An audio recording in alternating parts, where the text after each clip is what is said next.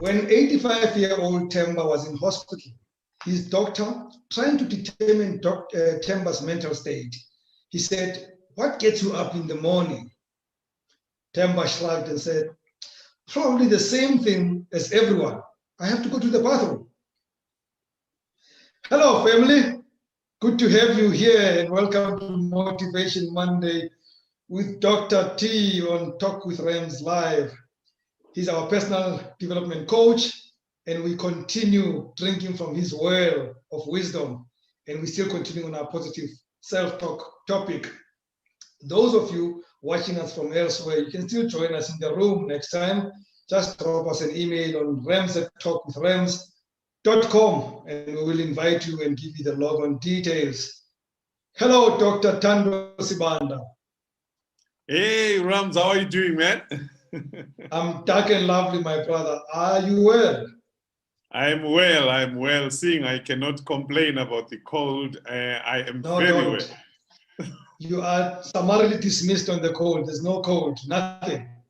But Dr. T, I must say this, thank you so much for the greatness of your work.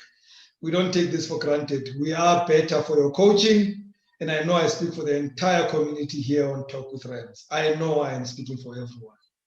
Thank you very much. It's a pleasure. It's a privilege. I really appreciate this. So we are still on the understanding self-talk topic. We have touched on understanding self-talk, negative self-talk, and self-sabotage, the benefits of self-positive talk. And today, Dr. T, as you promised us, we're going to focus on how to deal with self-sabotage. But before we do that, as usual, let's recap a bit. And I thought even in the recap, folks, if you have questions in the recap or even questions that are outside the recap, please ask them now before we go to the next topic. But I thought we should recap a bit, Dr. T, on the importance and benefits of positive self-talk, because that's where we left it off last week. Absolutely. No, thank you very much, Rams. Yeah, I think it's very important for all of our viewers and even listeners to just understand the benefits of positive self-talk. And this, a lot of times we underplay this, but this is what really determines our level of productivity. It determines how we show up in every situation.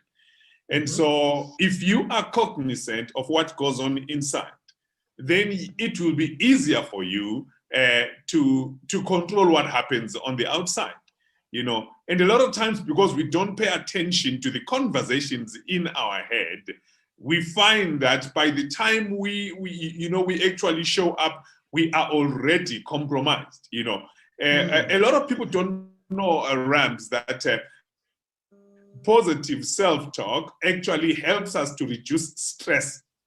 Research has shown that people who are more inclined towards thinking optimistically, thinking positively, are also more inclined towards coping and being active and utilizing their energies positively. So if you are kind to yourself, if you are encouraging to yourself, if you speak well to yourself, if you speak love to yourself, remember that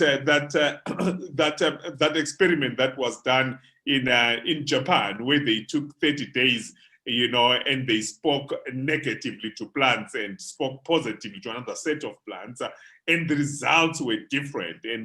And spoke negatively, to water, and the water molecules sort of coalesced in a very scary way, and spoke softly and positively, and the actual molecular shape of the water was so much different. So if you are a stressed person, positive self-talk actually helps. And this is also seen, Rams, in the sense that when someone is stressed, imagine when you go and talk to them, they haven't changed their circumstance or their situation. No, the only thing that has happened is that someone has spoken positively into them while they are in that state. You will find that a lot of times they become better. Well, what makes you feel better? The circumstances haven't changed. Well, it's because someone spoke positively to you. That same approach to therapy, we can actually apply to ourselves, where we actually speak positively to ourselves.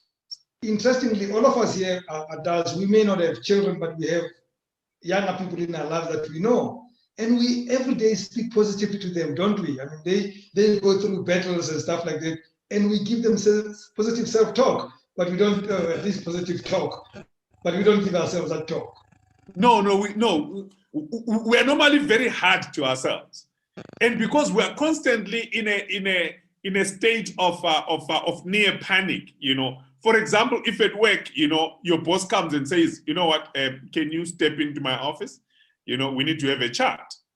He has said, step into my office, we need to have a chat. What's the first thing that you say to yourself? What have I done wrong? Yes. Where have I messed up? Oh, I've probably messed up again. You see, it's never, oh, wow, maybe today I'm getting a promotion. Or let me hear what he wants to say.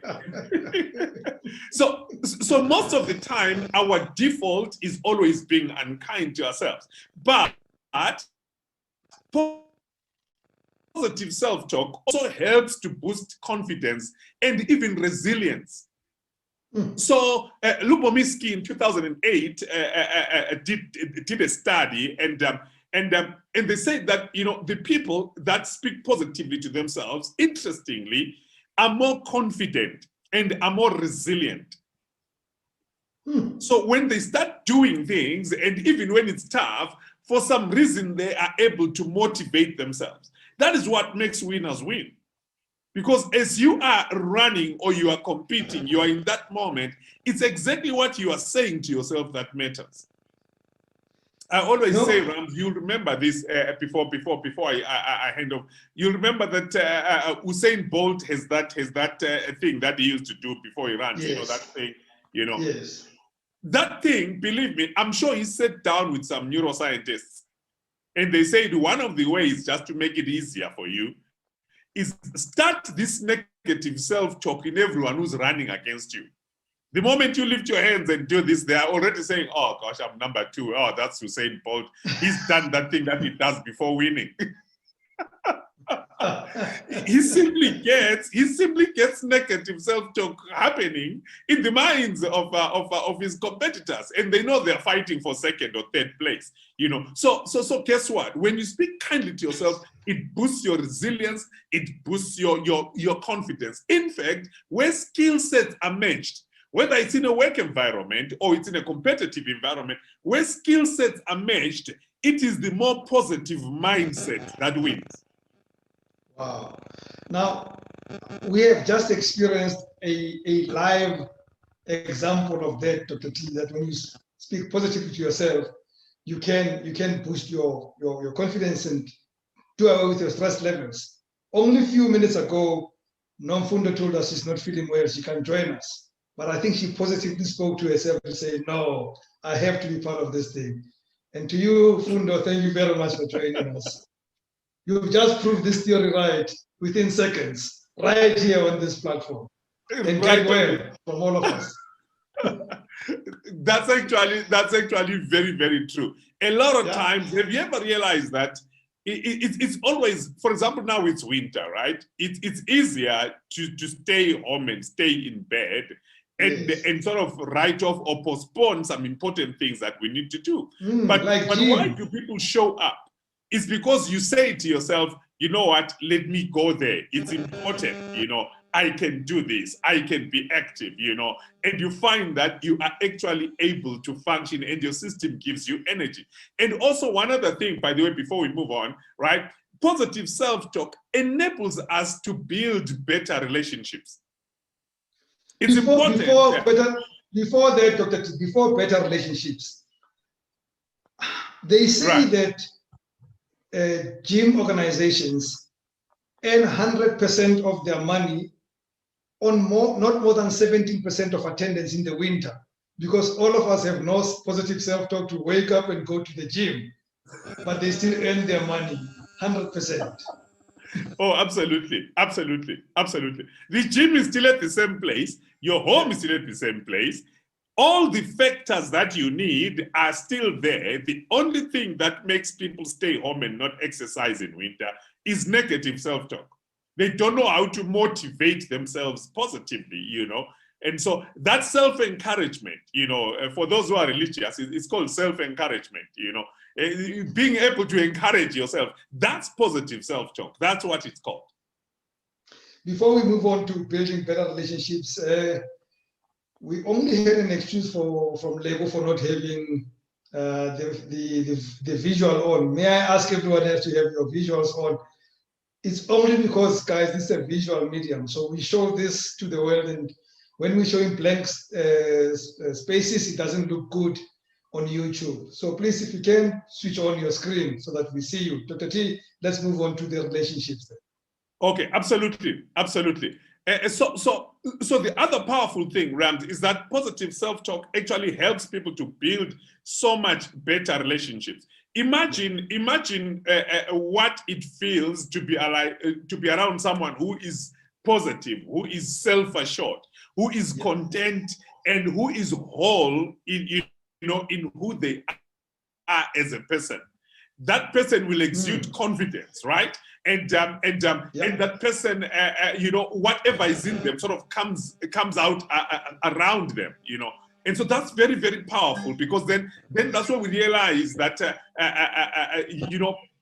what you give on the outside is actually who you are on the inside. In fact, another research was done, you know, by Assad, Donnellan, and Conga in 2012, and they found that couples who were more optimistic about their relationship, about life, you know, they cited higher levels of cooperation and positive outcomes within themselves.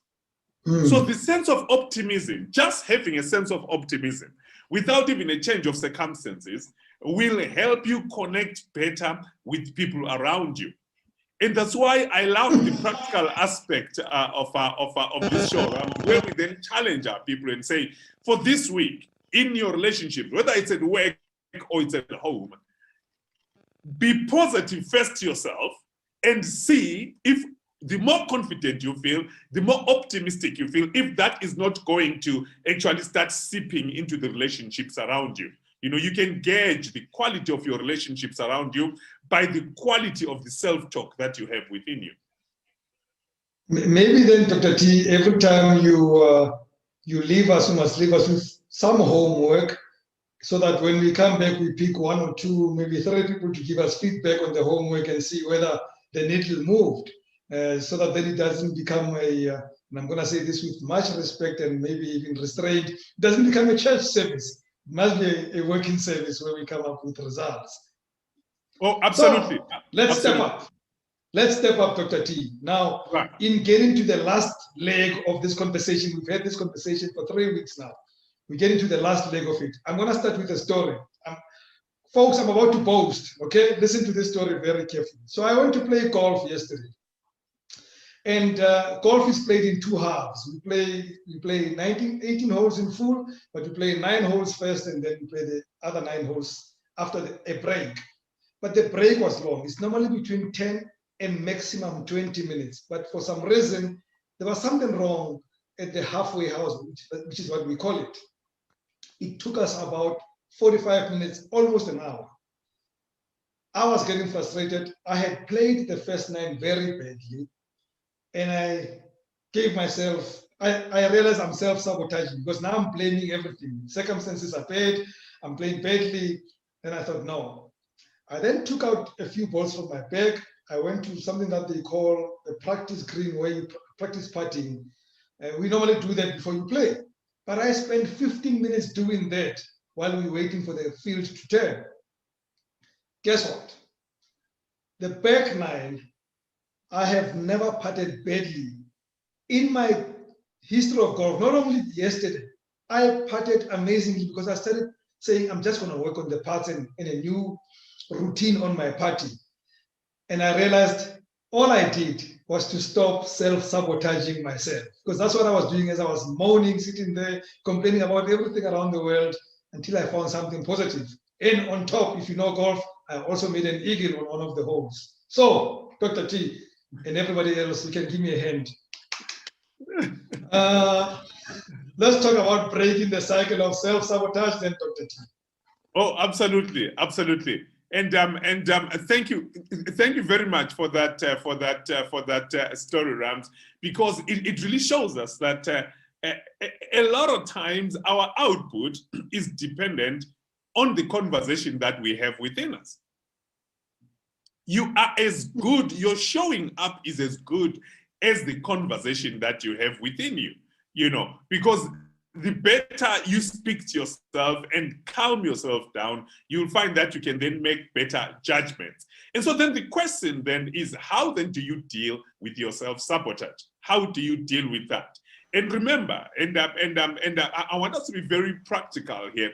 Remember, for most of us, up to 80% of our subconscious state is already,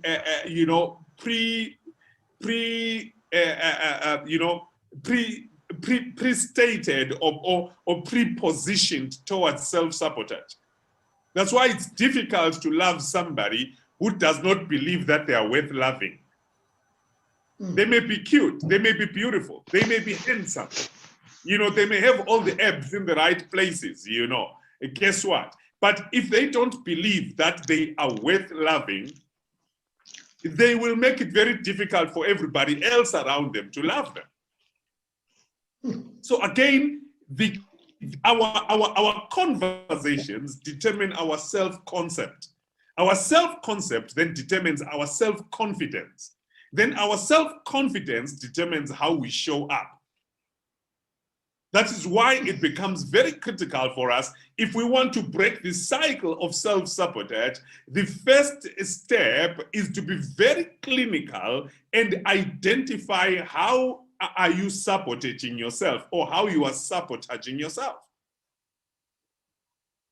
And I always challenge people, and I always challenge, during interventions like this, where I say, take a piece of paper, create 2 columns. On the left, list the healthy habits that you'd like to be doing. And think about the times in your life when you may have tried to implement them. What happened? On the right column, you need to then write down to each healthy habit exactly the actions or thoughts that stopped you from doing it or from keeping it up. We are all good at starting, but how many of us are very good at finishing? And the question is, at that moment, what makes you stop? Because there's always a conversation. There is nobody who just stops doing something productive without a justifying conversation. There's always that justifying conversation that comes as a thought. But that thought, actually, remember, your thoughts are expressed in words. Those are the conversations I'm talking about. Somebody started writing a story and they stopped somewhere. Someone started exercising, they stopped. You know, someone started connecting with other people and they stopped. At that moment of stopping, you need to be able to identify the very thoughts or the conversations that made you stop doing something productive. I don't know if this is resonating with our viewers, with our audience. Well, let me ask our family, let me ask people in this room a question, and this is a question that I stealing from you. It's not my question, guys, because I speak to Dr. T a lot, and the question that he always asks is, what goals have you had for yourself for a very long time but have never been able to accomplish? Or another question, if it's not a goal, what do you consistently fail at for no obvious reason? You know, there are things we fail at because there are clear reasons. Maybe we can't afford it, maybe because it rained, which is also not a good excuse. But there are things we fail at for no obvious reasons. Can you think of 1 or 2? Because I think it's time we had a conversation, all of us here. But Dr. T, you can continue as And I'm hoping people are going to volunteer a few responses as we go forward. Not written responses, but spoken responses. Sure, absolutely. If somebody wants to say something, maybe you can just put up a hand. Then after we engage, then you can sort of put the hand down. In fact, just to add to that, Rams, we find that there are certain particular areas where we find ourselves procrastinating or putting off making a decision. Not because there is particularly anything wrong with making the decision then, but, one of the key things, like for example, one of the things that I always have to fight with in my own mind is this concept of saying, I have time. That always comes up quite a bit. Say, for example, there are things that I know I need to do. Maybe I need to prepare for this, I need to prepare for that. And it's a Monday, and say the presentation is on Thursday or Friday. Maybe I'm speaking at a certain company or I'm coaching a client, right? I always want to give myself at least 3 or 4 days, if it's at short notice, to prepare, because then the mind processes. Then when I come back to it, it's very doable. You will find that one of the conversations I always have to deal with is this concept of saying, I have time. No, I can relax because I have time.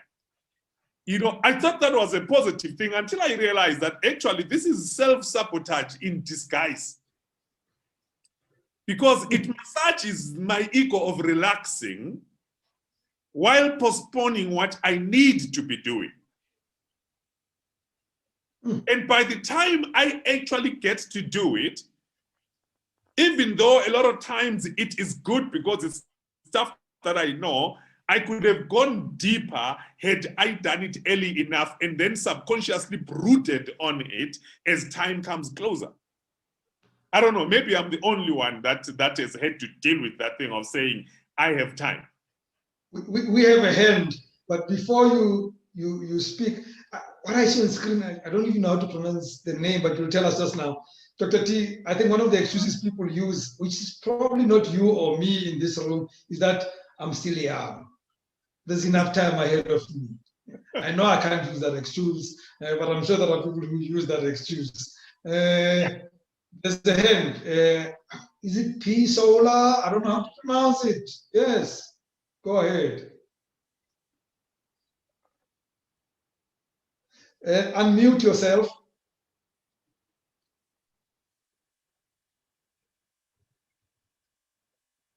P Solar? I'm not sure. I can't see the name, so I see what's written on the screen as P Solar.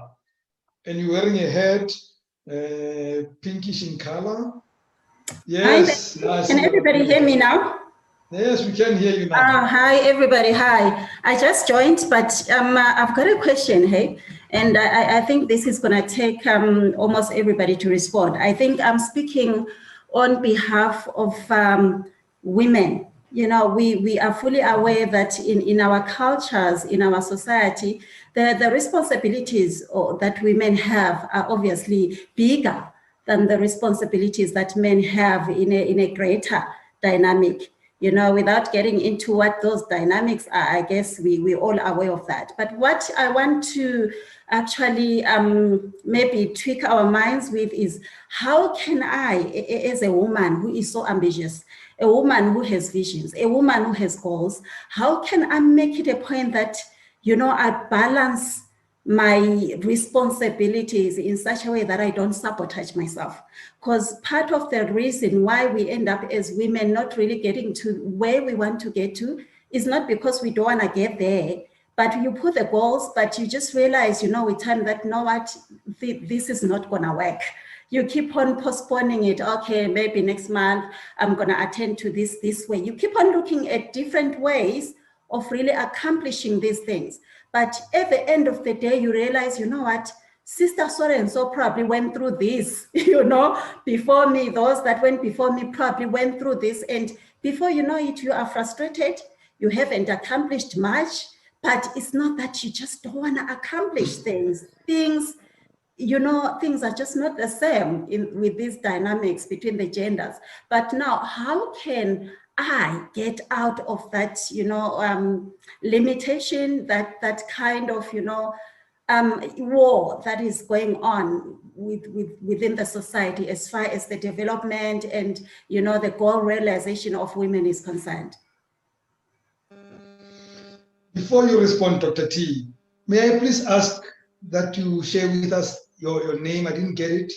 Oh, okay. My name is Lady Sime. I'm Coach Sime. I'm using my husband's laptop. That's why it's written P Sola. I'm not P Sola. Okay, Coach Sime, we got you, Coach. Okay. Before you respond, Dr. T, I'm going to do a follow-up question with you, Coach Sime, before we go to Dr. T. Do you have a specific example? Like, is there a specific thing that you could mention that not necessarily you, but you know of a woman denied or stopped herself from doing that you think she did it only because she thought those ahead of me tried it and didn't manage to do it? Okay, now I think let me actually phrase that so that everybody understands what I'm talking about. It's not that women kind of get discouraged because someone before them didn't manage to do ABC. Women are finding themselves in a situation whereby it's like it's difficult to accomplish their goals because of the responsibilities that are expected from them in a wider spectrum that is beyond just, you know what, being at work. Balancing between home and work and your dreams is not as easy for women. Like, I'm not saying it's easy for men, but it's actually more difficult for women. And I've realized that myself. I've had to postpone some of, you know, my goals that I would have achieved had I, you know, the balance that I need, because it takes even more resources as well for you as a woman to get out of this kind of trap, which is almost like a rat race of doing this on Monday and you're thinking, okay, tomorrow things are going to be different, but you realize tomorrow there is still more that keeps on multiplying and therefore limiting women from realizing their goals and achieving their, you know, their visions that they so much would love to achieve. So my question is, how do we therefore help women like me, women that are ambitious, or maybe women in general, because I believe everyone has a dream, but in that dream is really a lot of dynamics of how do I achieve this, you know, with the responsibilities that I have. Is, for instance, studying. If I could, I would be far by now, just to give an example, but you find that, oh, it's just, there's so much in our plates. How do you guys as men in our society that wants to see your women, you know, taking those positions, rising up and taking their space, how do we encourage us to actually take a leap and move forward? Thanks. Thank you very much, Coach Sime. And it's wonderful to have more than one coach in the room. We feel balanced by you so that Dr. T does not dominate us, Coach. Thank you very much for that. Thanks. Before you respond, Dr. T, to all the other women in the room, sisters in the room, does what Coach Sime just said resonate with everyone, or at least with most? You just have to nod or to do something. Okay, I'm seeing nods, great stuff. Even the sick are nodding, which is very important. Dr. Thando Sibanda, the ball is in your court. Okay, all right. Yeah, well, thank you very much for that one, Coach Sime. Right. I think I'll respond at two levels. The first one, of course, is just the imbalance, as you rightly mentioned it, the imbalance of circumstances, especially coming from a very African point of view. You know, in the sense that yes, you know, as a woman, you've got to run the home, you've got to, you know, look after your own dreams, and then a lot of times you've got to look after babies whose first word is always mommy, you know. And so definitely there is a lot that sits on the minds of ladies. Now, because here we're actually discussing particularly the conversation that you have within yourself and with yourself in terms of moving yourself forward, you know, I would have, you know, if it was probably a different forum, I would have then appealed to the men or to those who have not yet chosen the men, to say, choose a man that is already very balanced, that is very open, you know, that can work with you, and that buys into a shared responsibility, you know, where he can also change diapers and he can also take out the trash, and it's not just a woman's job, where he can support your dreams and goals. So there's a lot of things there, right? So our own choices in terms of the people that we choose into our lives is very important. But secondly, even when you are faced with all of these different circumstances, I think one of the key conversations that you need to have with yourself, number one, is the conversation of self-confidence, the conversation of capacity. I call it the capacity conversation. The capacity conversation says that, you know what, I can do this. I am able to take care of 1, 2, 3, 4, 5. So now you have a plan depending on your circumstances. Then you know, because remember, even the people that come to help you along, they buy into your confidence. So if you then say to yourself, you know what, this I can do. This year is my year to study. Then it's easier for you, having had that conversation and having believed it and having understood the capacity you have for that, to then sell it to the environment around you. And that is why you find that a lot of times people can come together, whether it's happy and the kids, everybody can come together and assist when they know that mommy is studying and mommy has to study.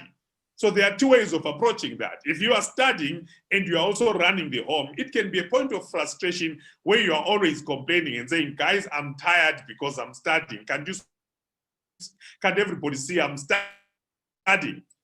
See, now the conversation you are having with yourself is actually one of pain, because you are saying, I'm overweight. But the other conversation can be, can we all pitch in together so that it can be easier for me to do things as I am studying? Now, that's a capacity conversation that says, my studying is not the challenge. No, I've got capacity to study. Let's share what we need to do.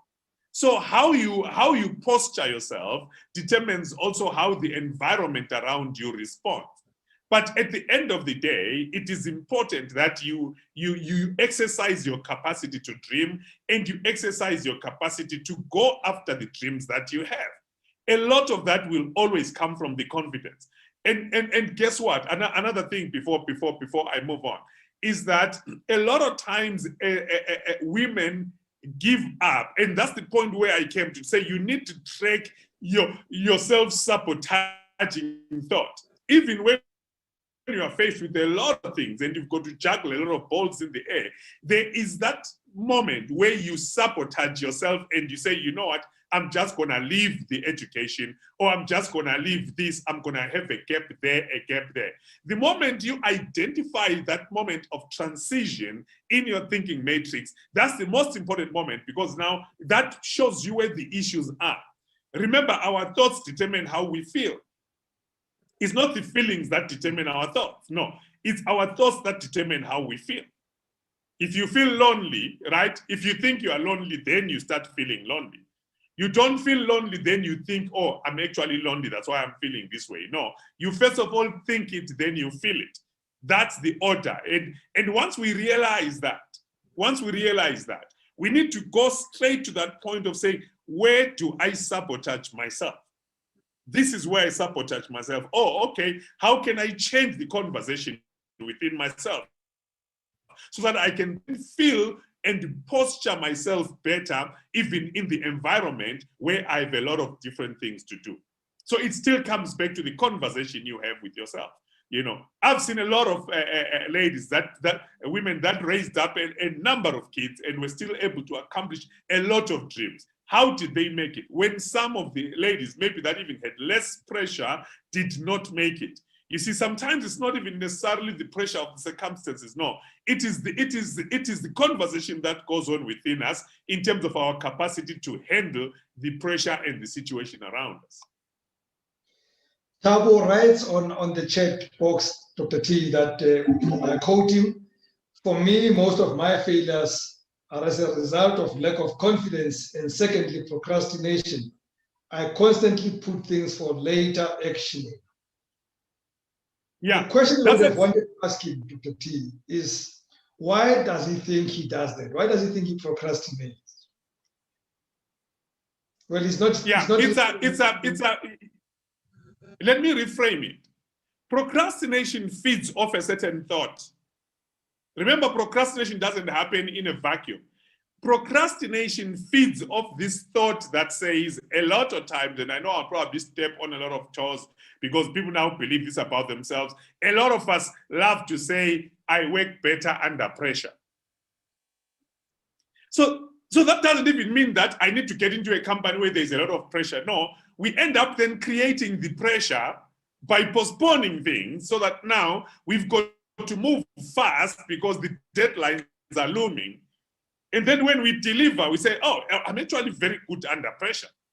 So therefore, next time your subconscious framework, the way now that you are training your system is that I will put it off because I can deliver on short notice. I work better under pressure. So even when there's no pressure, you will create the pressure yourself so that you can work better under pressure. Now you are a procrastinator. That's what it becomes. True to your prediction, Dr. T, Tebogo says you are getting personal. But let's move on. How do I monitor my negative thinking? Because I need a tool. I need something that shows me so that I can monitor it. Oh, absolutely. I know Nomfundo is a question. Do you want me to respond to that? Or do you want me to let's Nomfundo came here on crutches. She deserves all the attention she can get. Nomfundo, go ahead. Hi everyone. No, before I speak, I think somebody.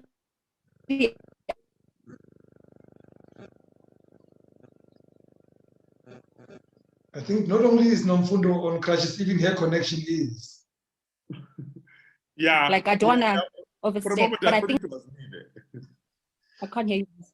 Your connection is not at its best. Okay. Anyway, yeah. Can you? Okay. I hope you guys can hear me. Can hear you now. Dr. Sibanda, okay, cool. My thing is, I believe that. I think it's Coach Sime. Is it Coach Sime? Yeah. For me, it's not a matter of a gender issue. I think it's more of Black people themselves. We lack culture, we lack tradition. And why I say that is because we have a pull her or pull him down syndrome, right? I can be overly confident. I can walk out of home because my husband loves me, my kids, it was a great day. And for me, the most important thing or the hinder is space. I'm stuck in traffic. That's a hinder for me. Like I'm stuck in traffic. I was bubbly. I was having a positive day. And the minute you have that, that obstacle from getting to work, for me, that's a deterrent. When you get to work, it's not a female or a male gender issue. It's about men are not for us or XYZ. But it's Black people as a whole. We as Black people are not in support of one another. And that is why the other race, if other races are in support of one another, I get to work and so, whether it's Pinky, she's not going to like me because of how I speak. She's not going to like me because she thinks I'm overly confident. So the problem is within us as people, even whether it's in this group or it's the surrounding. How do I become overly confident? Because then people seem to think that statement, but it doesn't matter. I'm sick, so forgive me. But yeah. Okay, Dr. T. That's me for. Before you respond, thank you very much, Nomfundo. Before you respond, Dr. T,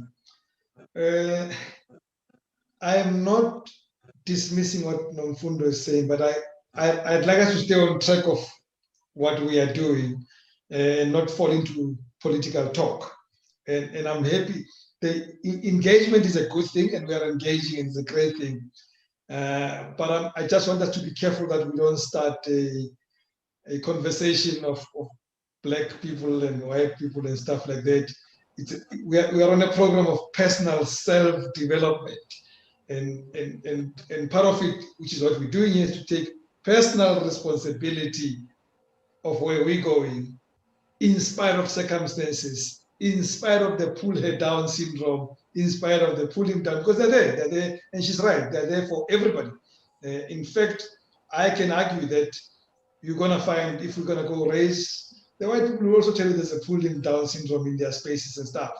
So I'd like us to really refocus it on what is my responsibility in that case when the traffic is slow? What is my responsibility when my boss is not allowing me progress? What is my responsibility when my male colleagues,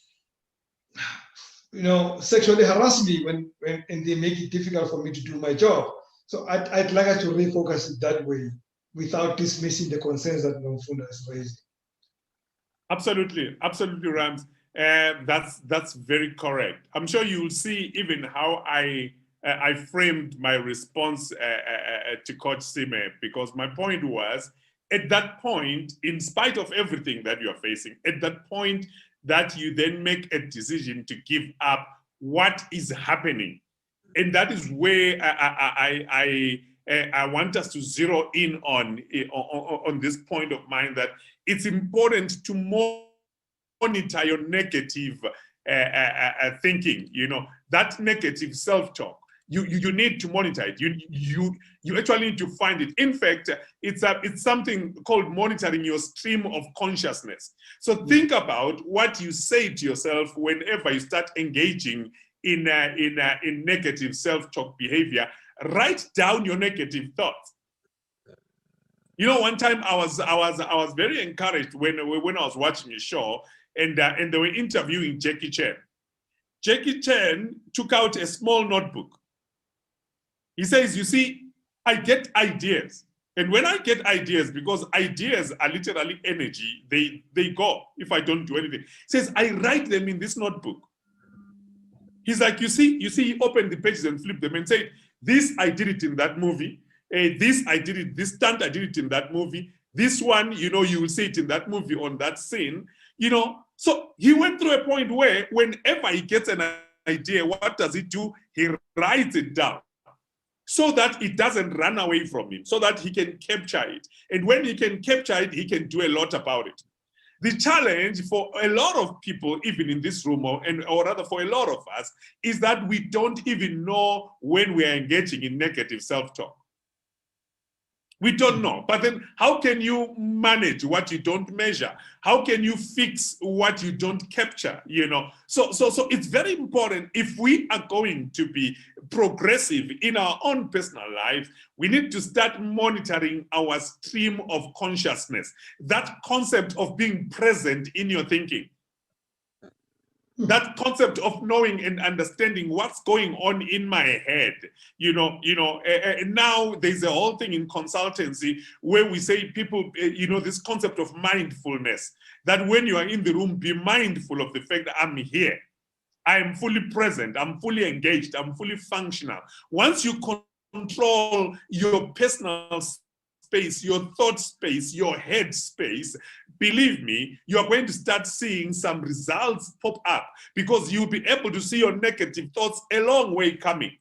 Because remember, because we live within ourselves, right? We need to understand that even our character, our habits are a result of a certain thought system, a certain thinking pattern.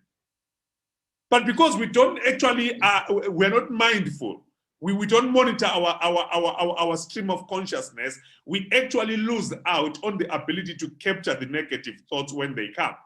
So guess what? We could all become Jackie Chan's Rams and each go and buy a notebook and say, that moment when when I'm justifying giving up, that moment when I'm justifying procrastinating, that moment when I'm justifying, eating whatever I want to eat and those things I know I shouldn't be doing, that moment when I'm self-sabotaging, what are the thoughts?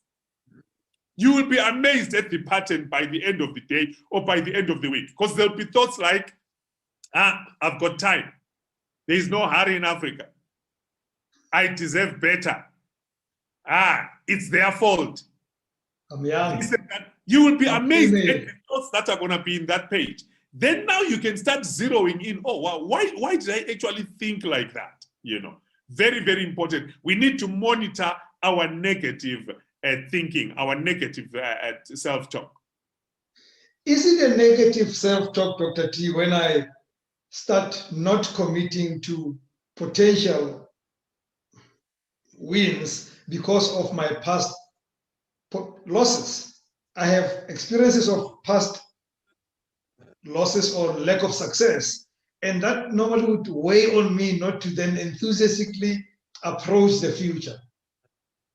Yeah, if it's not leading you towards your dreams and your goals, if it's not allowing you to live out your better self-concept, then it is stealing from you.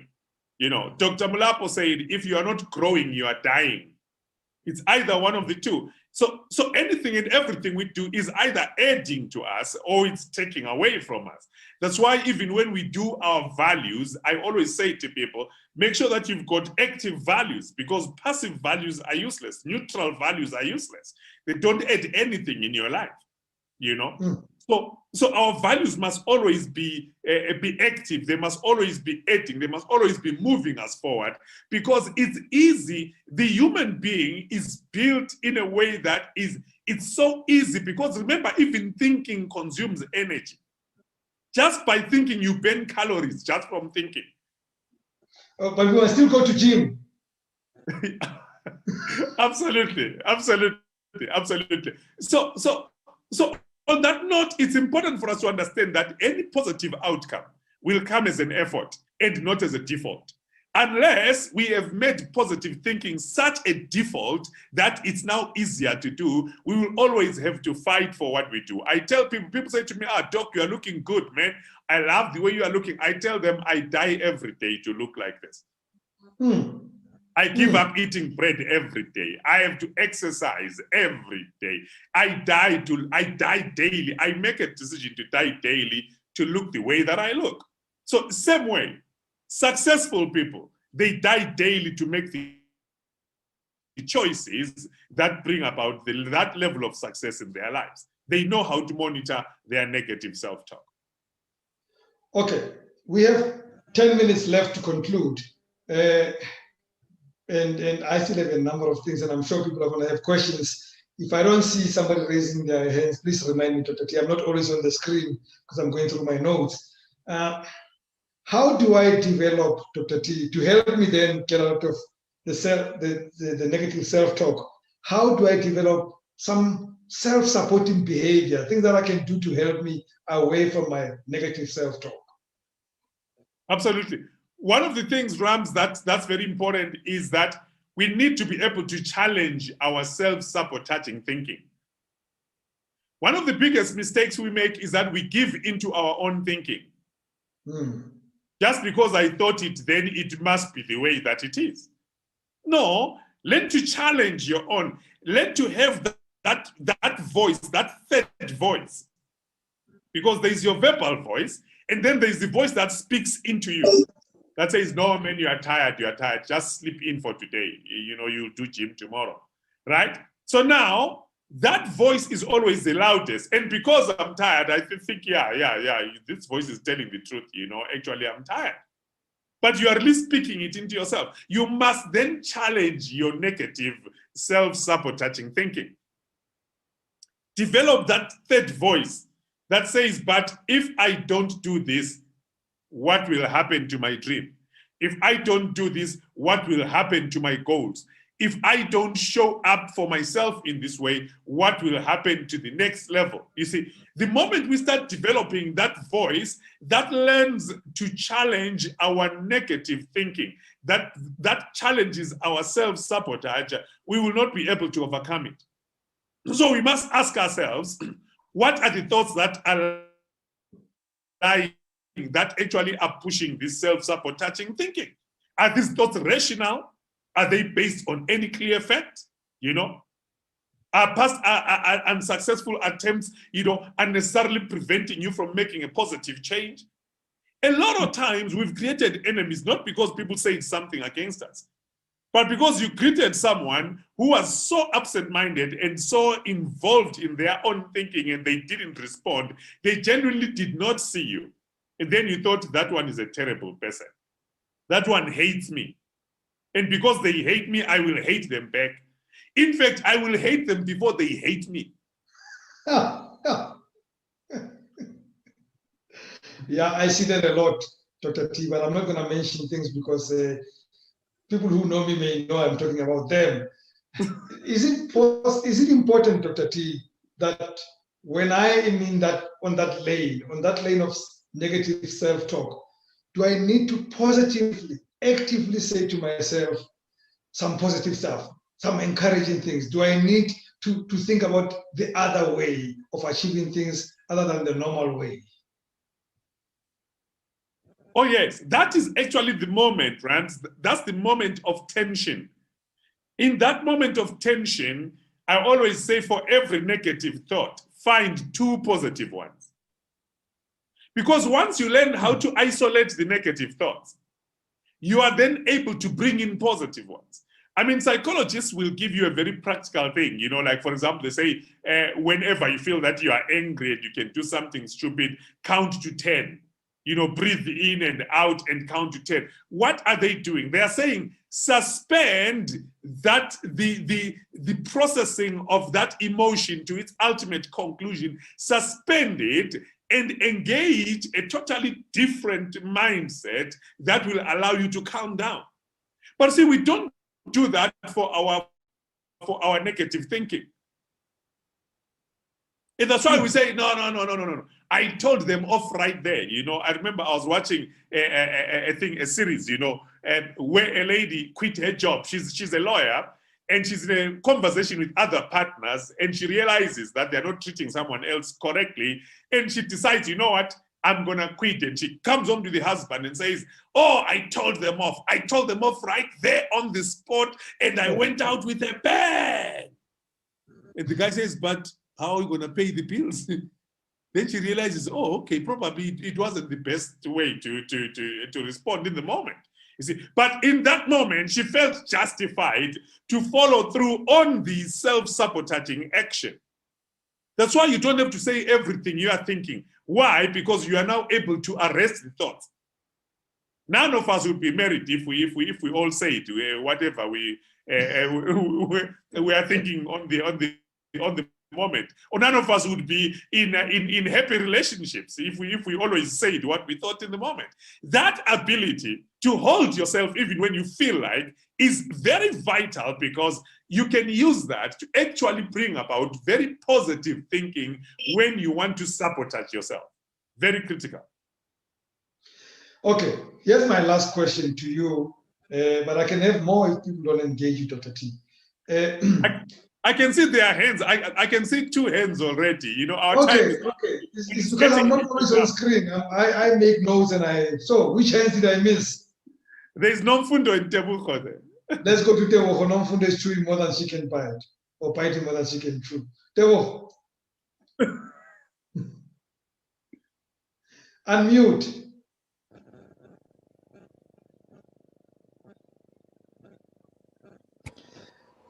Hello.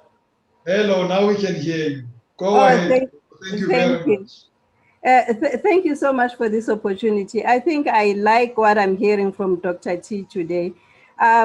You spoke a little bit Sorry to interrupt you.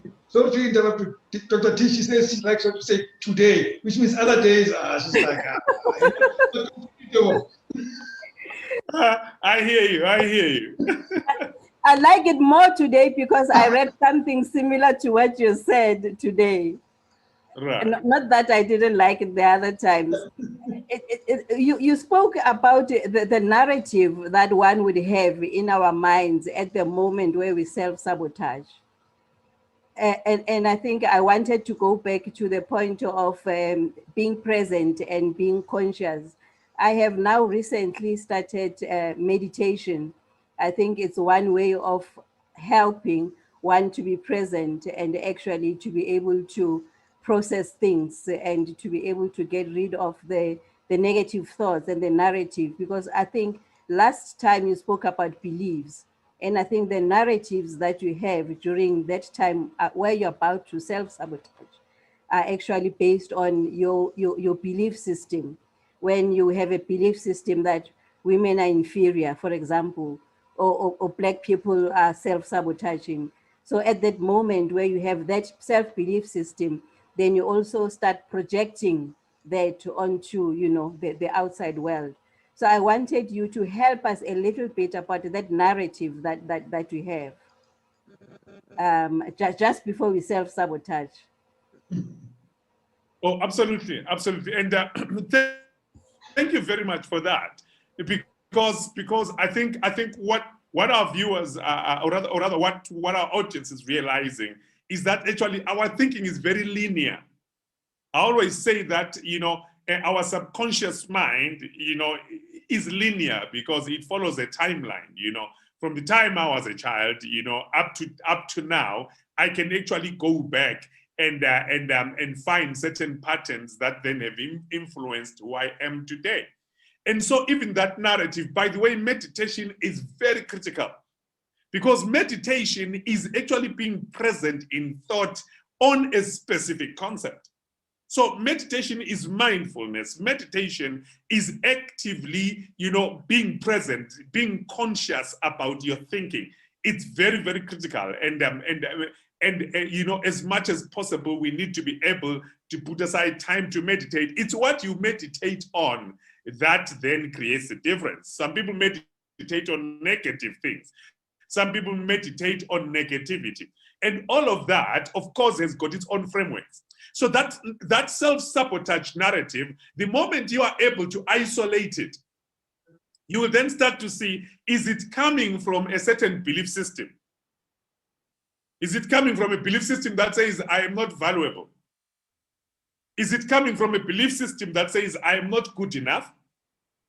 Is it coming from a belief system that actually no one listens to me anyway? Is it coming from a belief system that says, you know what, I will never make it? You know, so our narratives are informed by a certain position that then exists in our subconscious mind. So when we isolate that negative thought, we then interrogate the belief system around it. And a lot of times you will find that the supporting belief system is either outdated or a lot of times is not even true, because it may be based on your own perception and not necessarily on the fact. I had a very powerful coaching session with an executive yesterday, and one of the powerful things that this lady said was, I don't assume anything. I always seek for clarity. Says, for me, believe me, you can come and hang around this and that, but you know, unless there is clarity, you know, I don't take any action. And I said, that is very, very, very important.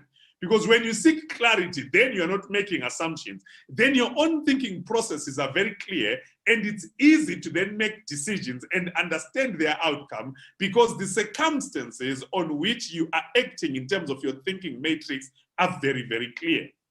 So if we're going to take anything out of the session tonight, Rams, I think it's important that we actually isolate, you know, that negative thinking, or rather that self-sabotaging behavior. We isolate it. Then secondly, we challenge it or interrogate your self-sabotaging thinking. What is it? Why am I thinking like this? Where is it coming from, right?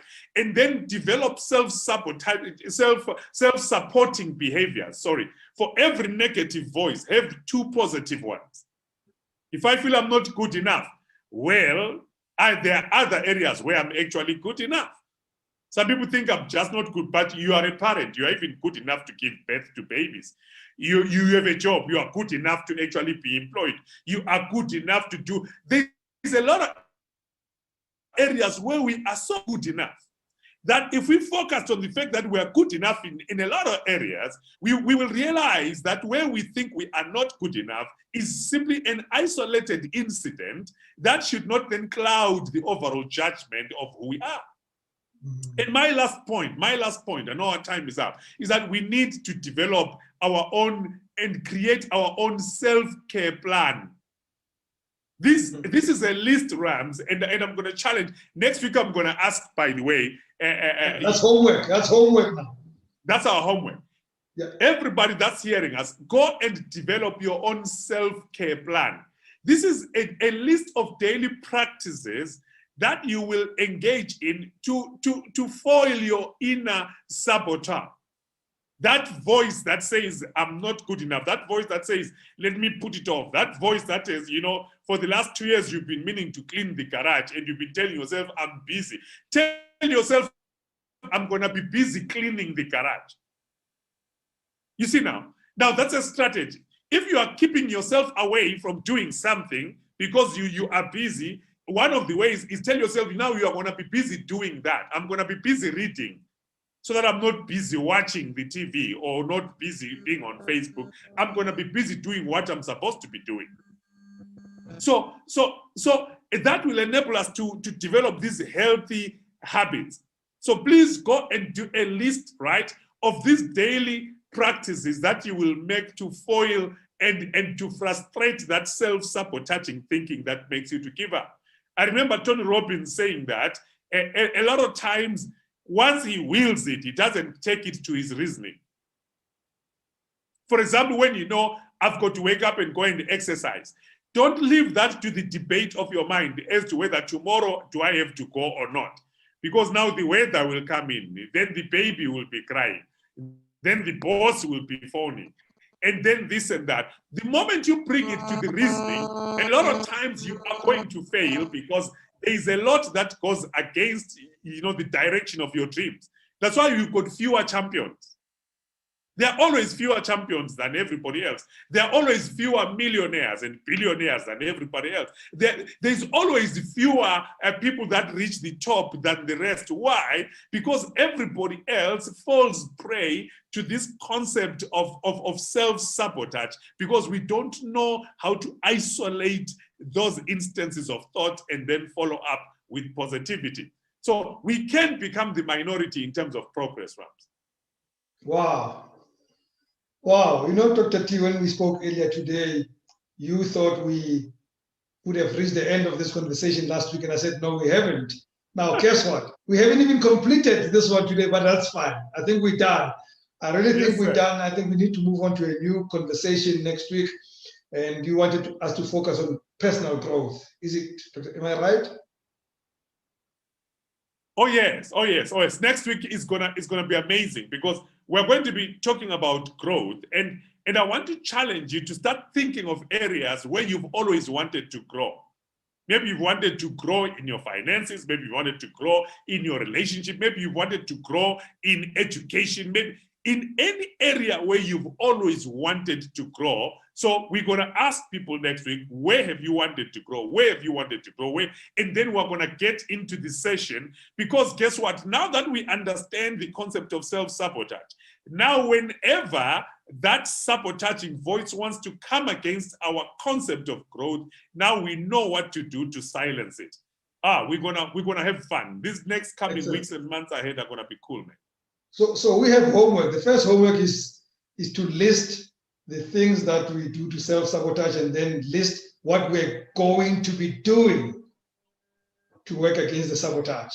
But when you come in next week, please also come up with, even if it's just one thing, to say, what is it that you want to grow into, that you've been postponing or whatever, and you're going to work on it. So we're going to start with the homework first. We don't go into the detail until you give us the answers to the homework, or you get out of class. I'm going to be the principal next week.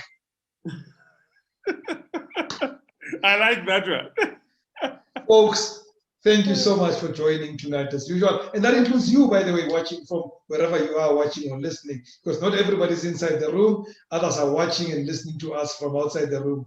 I always thank you for that. But most importantly, thank you very much, Dr. Thando Sibanda. No, it's been a pleasure. It's been a pleasure. I enjoy these sessions. The engagement is amazing. Excellent. So everybody, inside or outside the room, never stop engaging. We are on rams@talkwithrams.com if you want to send an email, and we can always engage and connect you. From me, Rams Mabote, goodbye and God bless. Thank you. Bye. When 85-year-old Temba was in hospital, his doctor, trying to determine Temba's mental state, he said, "What gets you up in the morning?" Temba shrugged and said, "Probably the same thing as everyone. I have to go to the bathroom." Hello, family. Good to have you here and welcome to Motivation Monday with Dr. T on Talk with Rams Live. He's our personal development coach, and we continue drinking from his well of wisdom, and we still continue on our positive self-talk topic. Those of you watching us from elsewhere, you can still join us in the room next time. Just drop us an email on rams@talkwithrams.com, and we will invite you and give you the login details. Hello, Dr. Thando Sibanda. Hey, Rams, how are you doing, man? I'm dark and lovely, my brother. Are you well? I'm well. Seeing I cannot complain about the cold. I am very well. You are summarily dismissed on the cold. There's no cold, nothing. But Dr. T, I must say this, thank you so much for the greatness of your work. We don't take this for granted. We are better for your coaching. And I know I speak for the entire community here on Talk with Rams. I know I am speaking for everyone. Thank you very much. It's a pleasure. It's a privilege. I really appreciate this. So we are still on the understanding self-talk topic. We have touched on understanding self-talk, negative self-talk, and self-sabotage, the benefits of self-positive talk. And today, Dr. T, as you promised us, we're going to focus on how to deal with self-sabotage. But before we do that, as usual, let's recap a bit. And I thought even in the recap, folks, if you have questions in the recap or even questions that are outside the recap, please ask them now before we go to the next topic. But I thought we should recap a bit, Dr. T, on the importance and benefits of positive self-talk, because that's where we left it off last week. Absolutely. No, thank you very much, Rams. I think it's very important for all of our viewers and even listeners to just understand the benefits of positive self-talk. And this, a lot of times we underplay this, but this is what really determines our level of productivity. It determines how we show up in every situation. And